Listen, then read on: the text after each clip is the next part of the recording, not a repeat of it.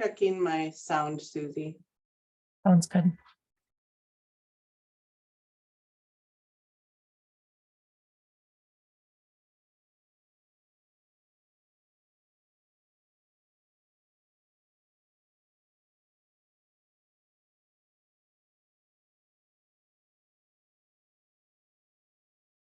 All right, good morning and welcome to this Thursday, May 11th edition of the Lead Network and the final edition of the Lead Network for the 22-23 school year. Bob is joining us today via hotspot from Lake Country. So you're going to have to endure with having me as your narrator throughout today's meeting. It's really hard to believe that we're at this point in the year, although you're well aware because the pace and intensity of a high school building at this time of year is impacted far beyond just our league sponsored programming. In addition to flexible scheduling around weather and officials and busing, planning for the postseason, you're also navigating things in your building like testing, recognition events, concerts, theater performance, field trips, trying to make sure you have seniors that graduate on time, and it all contributes to that familiar chaos of springtime in a high school, and we certainly recognize that. You know, likewise, we're in that busy time as well. We've begun our slate of spring tournaments. Speech and robotics have concluded. Adapted bowling tournament and the Visual Arts Festival will happen tomorrow and Saturday, respectively. And so amidst all that, we greatly appreciate that you've chosen to join us today or watch this recording on demand as you're able. Your willingness to engage with us through this platform allows us to better communicate the requirements and expectations that come with membership. And with that, it greatly assists us in serving and supporting you as members. Here you can see the agenda as you've come to expect. We do have another full agenda today. Eric's going to start us off with a recap of the recent Representative Assembly meeting from Tuesday that saw the league's legislative body consider and approve 2 bylaw changes related to adapted athletics and boys volleyball.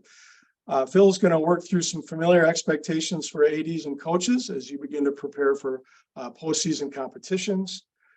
Provided he continues to have a solid connection, Bob's going to bring us up to speed on district football, review the good work that has been or is being done there following the competitive section placement process.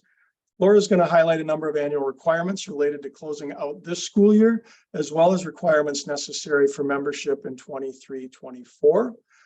Lisa's going to provide an update on the league's efforts to engage students and include their voice in the work that we do, including the development of a student-generated code of conduct or code of behavior, which continues the work of Together We Make a Difference that started more than a year ago. As always, we'll close out today's lead meeting with quick takes and checklist items for your review and reference. So again, welcome. And with that, we'll advance to the next slide and introduce Eric to talk a little bit about the Rep Assembly. Thanks, Charlie, and good morning, everybody. Like Charlie said, a busy time for sure, but we had an excellent Representative Assembly meeting this past Tuesday, and I want to just give a shout out to our delegates from all 16 regions. 3 representatives from each region comes together annually to make determinations relative to the bylaws of the Minnesota State High School League. And 2 different examples, but both included a lot of collaboration and a couple of unique methods where things come forward. So first off, Adapted Sports requested through a collaborative effort of member schools and the MAAA. And MAAA is the Minnesota Adapted Athletics Association and our primary governing group that helps us to know and meet the needs of this population of student athletes. And it's great to have them participating. And the request was to create separate bylaws that best fit the length of season, the number of contests, and hopefully in the future, an opportunity for them to increase being multi-sport athletes in adapted athletics. And so that was unanimously approved by our regions, and that's how it moved forward to the Rep Assembly. And then in similar fashion, the Representative Assembly approved that unanimously as well. Boys volleyball has been with us for some time, and many of you know the story quite well. The last couple of times that it's been in front of Rep Assembly, it missed the 2/3 majority by 2 votes 2 years ago and by 1 vote last year. That obviously changed this year, as it passed by 7 votes beyond what was needed in a 2/3. So nearly 80% of our voting group supported the approval of boys volleyball. I think it's important to look back and remember the process that took place. Following last year's vote, our board of directors said some of the things that we heard from delegates at the representative assembly was, how do we know when an activity is ready to be approved by our league? And what can we put in place? And the board of directors responded by creating a task force to take a look at the adoption of programs. And through that adoption of programs task force said, here are a set of metrics and a model by which we can transition into the sanctioning of an interscholastic sport. And we can do that through an emerging status process. So this was all brought forward through representatives of the league. It moved on back to the board of directors, who approved the process, as well as approving boys volleyball into emerging status for the coming year, 23-24. The board also said, because of the number of years, the number of participants, and the number of schools, that boys volleyball already meets all the metrics for consideration by our representative assembly. They unanimously supported the board moving this ahead to rep assembly from the board itself. Does not mean that the regions don't still weigh in and provide their thoughts, but ultimately they are going to face that at the representative assembly regardless. And then the positive vote by the group on Tuesday means that boys volleyball is established as an interscholastic activity for 24-25. And the biggest question that remains is one that's been with us as well for a couple of years. What season will it be competed in within Minnesota State High School League? We know next year in emerging status, it will not change. And a task force will be called at the June board meeting, if everything goes according to the plan, to begin looking at all of the factors of participation and the season of competition. And so we anticipate by the October board meeting that decision will be made by the board of directors based on all the information that is gathered and provided by a task force. So Charlie, with that, an excellent meeting. We'll be back with the rep assembly a year from now, and we'll be taking on any new proposals for changes in bylaw at that time.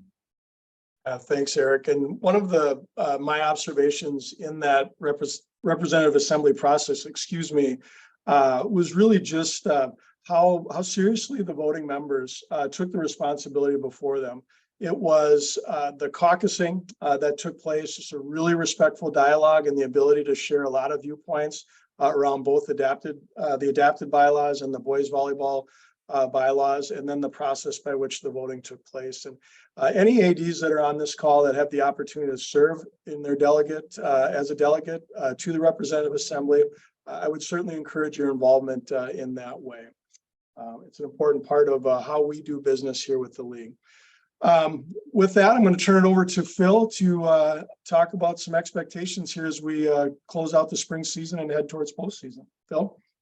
Sweet. Thanks a lot, Charlie. I appreciate it. And welcome everybody to today's lead meeting. So as we're into the spring season here, I think every AD's had one of two feelings at different times throughout the season. And one is like, hey, we're almost done. I just want to take a deep breath and maybe be able to take the foot off the gas a little bit. And the other one is, hey, we're almost done. Let's push through this thing and finish as strong as we can. And so I'm not saying either one of those feelings is right, wrong, or indifferent. They're just real. And that's kind of how it goes. But with that, I'm thinking about our spring contest and expectations that we've had. And we've talked a lot about continuity this year. I think in our lead meetings, our lead liaison meetings, we've talked a lot about how do we make sure that our coaches and our teams know what to expect when it comes to a state tournament or a section tournament. And I'd like to sit here and say, how do we sow the seed even as we're wrapping up our regular season? How do we set our teams up for success in the postseason? So on this slide, there's a few examples of that. Now, while we can't really control our rosters now, as many people are starting to round out their regular seasons, we can still stay on top of what's submitted on those official rosters for our postseason play, right? Instead of just going with what the roster our coach gives us or anything, still continue to do our double checks on making sure that our student athletes are eligible and within good standing, and making sure that our coaches are have taken care of their CERs and our legal coaches to be there representing our schools and our programming. So talking a little bit about bylaw 206 and, basically the privilege of interscholastic competition, there comes the responsibility as well. And so being in good standing, the student code of responsibility, all the way down to different things that fall in the space of the attire, the school approved attire that's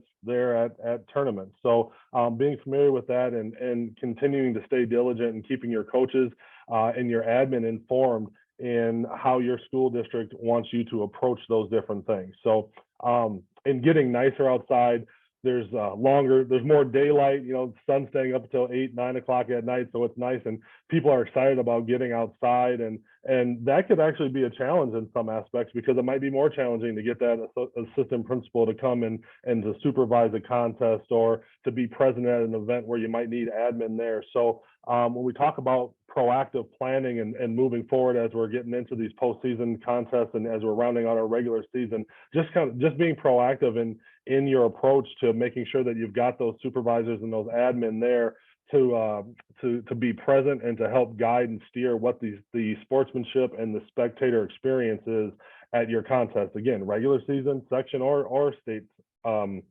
tournaments. So last couple of things here before we pass it back to Charlie are centered around expectation and communication. And so right now you're in kind of a unique position being in the spring where you've got a group of seniors that feel like there's not much held over them anymore in the way of negative repercussions for actions. You've got some juniors that are fired up and excited to be like the ruling class of their school coming forward here. And as mentioned before, you've got some adults that it might be a little more challenging in getting supervision and things along those lines. So clearly expressing and communicating what the expectations are, what is allowed, what's not allowed, how your school district and how the MSHSL goes into approaching our regular season, the end of our regular season, our section and our state tournaments are going to go miles for you when it comes down to creating a great event and a good experience for not just the student athletes, but the spectators and the community as a whole. So want to make sure that we're staying on top of that. So in each sport's rules and policies, it contains an MSHSL minimum behavior and an expectation and responsibility for spectator conduct sections. Each one of those sports has those. So those, along with bylaw 409, are great places to have a basis to start some of those conversations and to work from when you're working with your admin or other school officials that you're working on setting up some of that supervision and stuff around our spring contest. So just trying to stay on top of that, be diligent and stay in front of it as we're getting into some of the spring postseason play stuff. Charlie, go ahead. Thanks, Bill. I'm reminded of words we hear from Bob frequently as our successful regular seasons lead to successful postseasons, lead to successful state tournaments. So thank you for your work there, ADs. At this time, I'm going to turn it over to Bob, who will take us on a slow walk through district football. Good. Thank you, Charlie, and great to be here. I appreciate your leadership today on today's lead meeting. Talking about district football, just so appreciate this committee and not only their representation across the state, but they're still at work making sure that you get a football schedule for this coming year. If you look at the next slide, what you'll see is a very different structure this year than where we've been. Maybe the last even 2 to 4 years, but we've went from 17 districts the last 2 years to 11 districts. Again, remember the purpose of district football and statewide scheduling is to allow that and provide that 8-game schedule. We're doing our best to make sure everybody has that. And when they have that 8-game schedule, let's try and have as few teams as possible playing in 0 week. We know that can be difficult for our communities. In order to have 0 week eliminated, we need those even numbers by our districts. And again, our district football committee is doing a great job. The reason why you'll see less districts is because we have more schools within them. That allows greater flexibility to play more schools like you or like each other.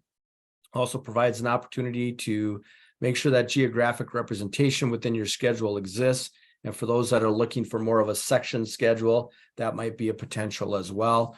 Depending on what district you're in of those 11 districts, just know that They're working to create those sub-districts. I believe all of our districts have done so. They need a 2/3 majority vote in order for those to be approved. And then they get to work on those schedules. And again, we're pretty close, I believe, on schedules across the state. If you do know or have an opportunity to thank that district football committee member and you're a part of the state, again, please do so and be patient with those schedules. They're just about complete. Charlie, I'll turn it back to you. Great. Thank you, Bob. And we're going to move in Laura's direction now, as is the case with the culmination of every school year. There are things that need to be done to wrap up that year, and things to be done in preparation for the year upcoming. Laura? Thanks, Charlie, and good morning, everyone. You saw an update come out on Monday and also should see an orange alert at the top of your AD dashboard. Those lead you to 5 tasks for you to complete as you wrap up this school year and prepare for next school year. You'll see those listed here, and they are the same 5 that are listed in those places. Activity registration for 23-24. When you go to register your school, you'll see already pre-filled the activities that you registered for last year. If you're making changes or if you added some during the year that you anticipate adding again next year, you'll need to check those boxes. Boys volleyball is also an option on this year's registration. Again, as Eric talked about before, boys volleyball is an emerging activity status next year, but we are asking that you register for boys volleyball through us. That registration allows postseason tournament access. Those will be run by boys volleyball next year, but probably more importantly, it also provides that catastrophic insurance for those members of that team. We ask you to provide us with participation numbers, and we know that this is a real challenge for you. We ask for these numbers, MDE asks for these numbers, and often people within your school ask for them, and everybody asks for them in a little bit of a different format. These numbers are incredibly important to us, both as we do some program analysis and look at things that are happening across the state, but also these are the numbers that we use as a basis for paying for the insurance that covers your students. So having numbers is a fiscally responsible piece for us to be able to make sure that those are accurate. Resolution for membership. As an AD, this one kind of happens around you. This is a responsibility for your AD or for your superintendent and your board clerk. Those folks got an email yesterday that came through us. We are employing DocuSign this year to allow all of that to happen electronically. So as an AD, again, hopefully that just happens without you knowing, but if you have a new superintendent coming or going, or your superintendent reaches out to you to say, what is this piece that I'm receiving? Again, you may be pulled into that. And if you need some assistance with that, please let us know. And then the last 2, we're providing you a survey about licensed medical providers and the access that you have to them. Even if you don't have access to them, we would really encourage you to fill this survey out because it's as important to know who doesn't have as who does have. This survey replicates a survey that was done in 2012 and is meant to provide information for our sports medicine committee and others who in turn provide services for all of us. So please fill that out before Friday, May 26th. And then finally, what I hope is probably the easiest one is ordering those supplies for next fall. You will see a number of pieces on there. You will be shipped 1 handbook to your member school. If you want additional copies, this is your place to order those. We are also producing a new 3-year calendar. We always overlap those by a year, so you may want to order that. And then as well, just a number of fall supplies. We will not ship those out until August. You've started to see things coming on a rolling basis, but because of that handbook, we will be holding all of those orders until August 1st. So ask that you order by the middle of July. That gets us ready to do those mailings August 1st so that they are with you for the start of fall activities. As always, if you have questions on these, need some help or support, please reach out to us and we're happy to work with you on all of these. Eric, I'm going to turn it to you to talk a little bit more about activity registration for 23-24 and pricing that goes along with that. Thanks, Laura. And as we look forward, this is another example of some good news coming from the Minnesota State High School League. So again, really good work by members of our schools that were part of the Sustainable Financial Committee that looked at our financial situation and said, we need to make sure we don't have a scenario that we had previously when all of our tournaments were at risk. And so a model was put together that establishes the projected membership dues at this time of year. And the good news there is that the numbers are the same as last year in terms of what's projected, and that's $100 per school, $160 per activity that you register for, and $2.25 per student. And again, now is not the time to write a check, so have your business office slow down.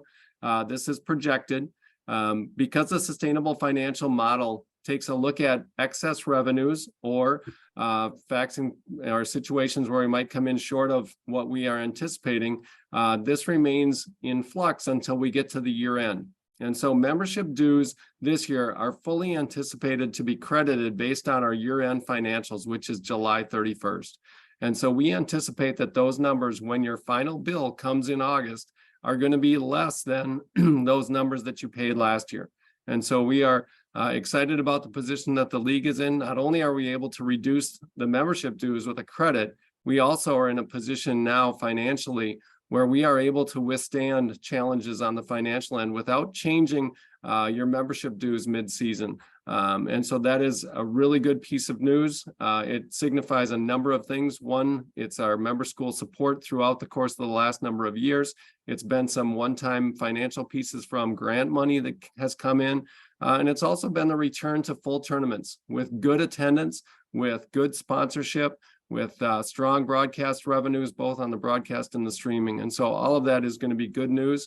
And we're excited to see where we end here on July 31st in a financial position and how much we're able to credit those membership dues. So want people to be aware of that. Again, you have estimated amounts right now. The actual bill will be sent in August once we get through the year end. Charlie, we'll turn it back to you. Great, thanks, Eric. And I believe you're right. Our member schools will greatly appreciate the fruits of the outstanding financial stewardship over the course of the last several years. At this time, I'm going to welcome Lisa in, and she's going to talk about the work being done to include student leadership and student voice in our work here at the League. Lisa. Thanks, Charlie, and good morning, everyone. It's great to see you all on today, and I hope that you're having a great spring. We are in the process of generating a student code of conduct based on some great work that was done at the Together initiative, as well as really good input from our districts, conferences, and regions. We are putting that together. We are asking for some feedback from our SALT members who gave us some really good feedback yesterday, as well as some other advisory groups. And you can look forward to a rollout of that this fall. So 2023 in the fall. Speaking of SALT, we are currently still looking for some applicants for next year. So these would be current 10th graders. And we know that you guys have great students out there, and we really would love our SALT team to be a really good reflection of the students that are participating in your programs. And so if you can encourage those students to apply, we would really appreciate that, as we really want great representation from all of our member schools on the SALT team as possible. You can find that application on the Minnesota State High School League website underneath Who Are You? And then they would select students, and then they would select the SALT application. And it is an online application. So if you know of a great kid who would be a good fit for that, please encourage them to apply. Charlie, I will turn it back to you. Thanks, Lisa. And as Lisa mentioned, we had a chance to connect with members of SALT yesterday, and without question, it was the highlight of our day. And I don't mean any disrespect to the staff members with whom I work each day that I also spend time with, but it's certainly a great opportunity to connect with some outstanding students, and their participation is important, and we need your help to make sure we have the right kids applying for that role. I'm going to try to turn it over to Bob right now to talk a little bit about LEAD. And we may be having some technical difficulties, but let's try.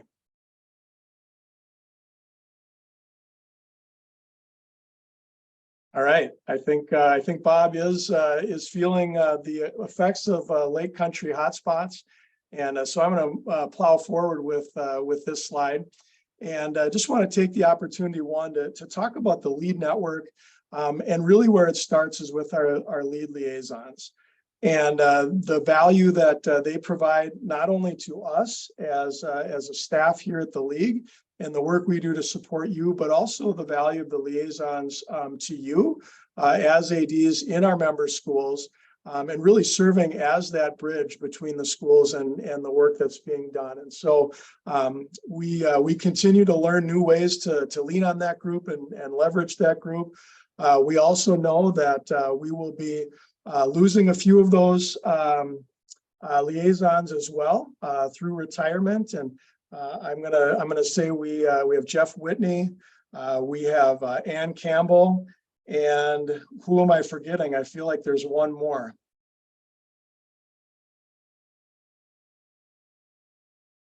It's not going to come to me right now, and we mean no disrespect by that.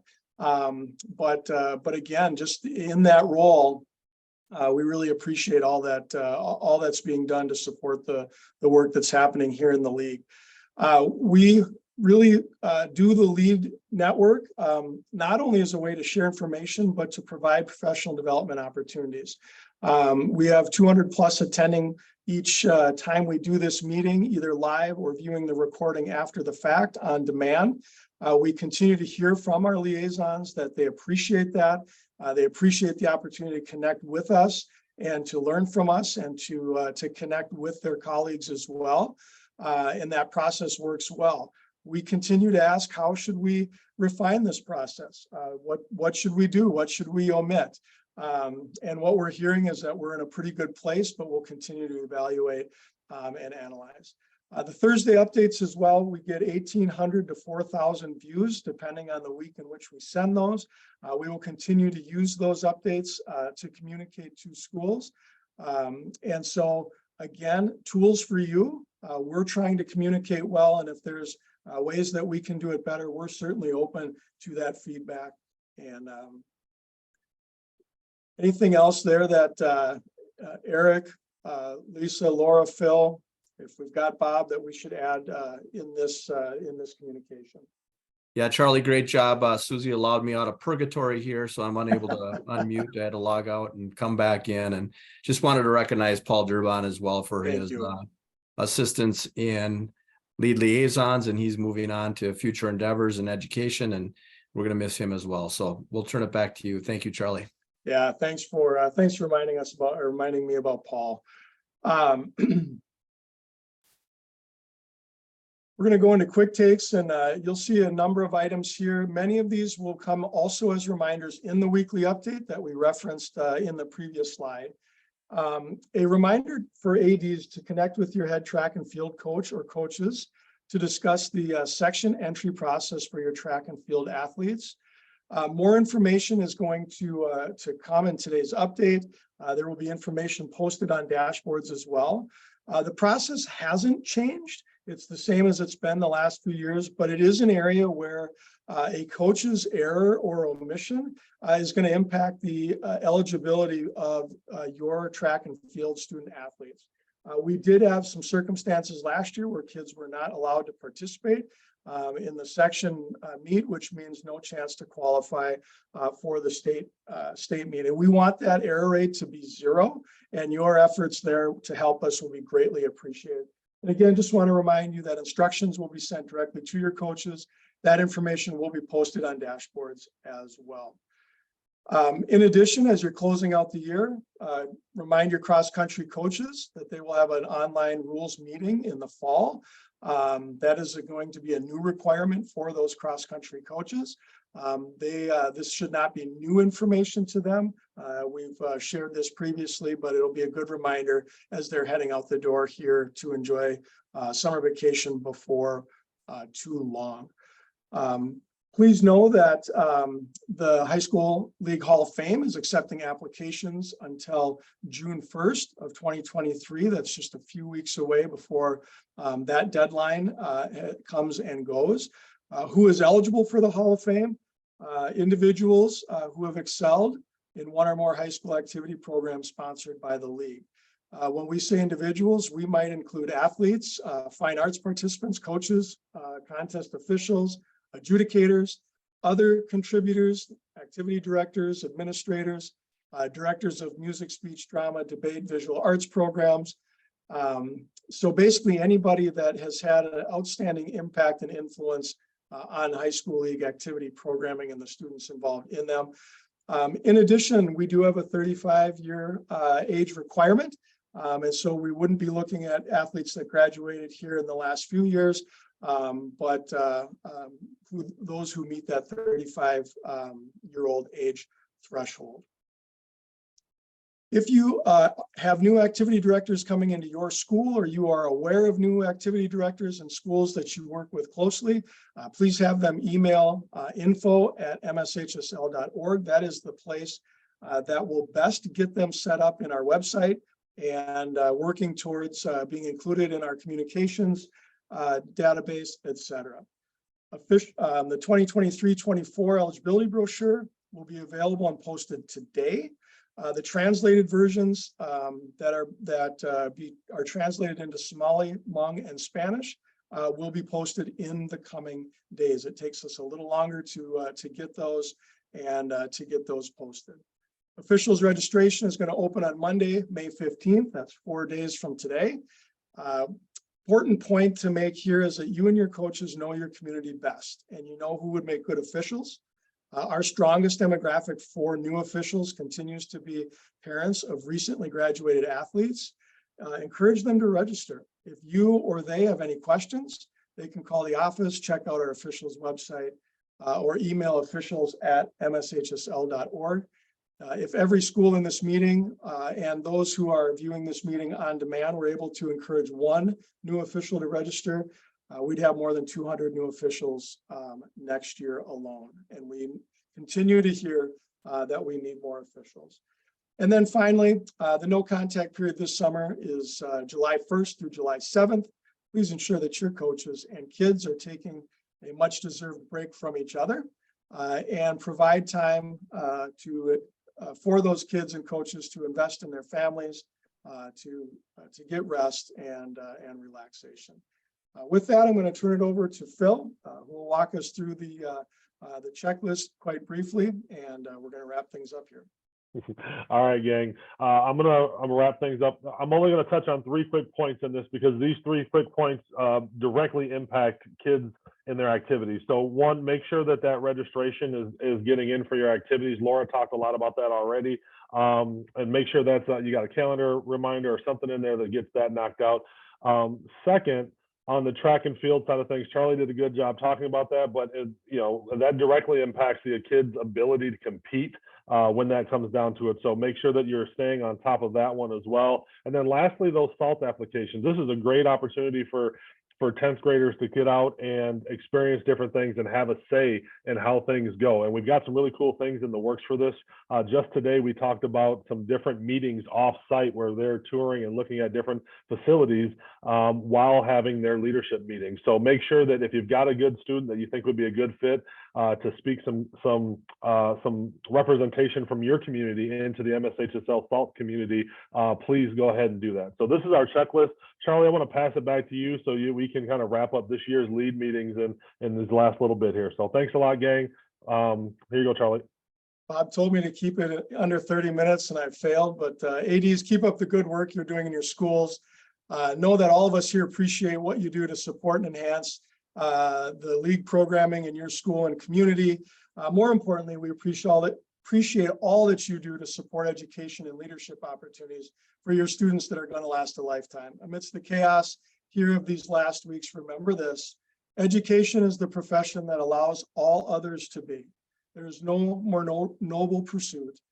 Good luck to all those participating in the fishing opener this weekend. Don't forget to celebrate all the mothers in your life. and have a safe, successful, strong finish to your school year. Thanks, everybody.